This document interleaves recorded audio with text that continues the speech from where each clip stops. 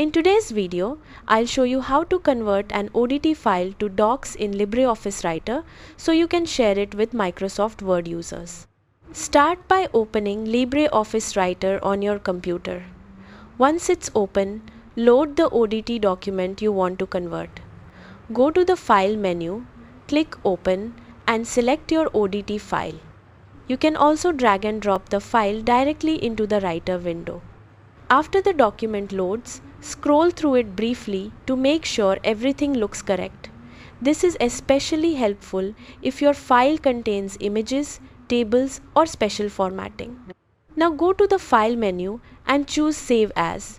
Using Save As is important because it keeps your original ODT file unchanged and creates a new copy in a different format.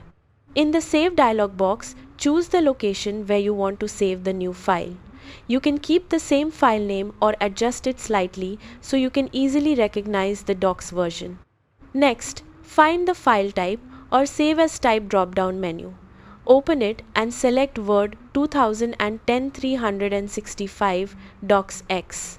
This format offers the best compatibility with modern versions of Microsoft Word and most online editors. Click Save.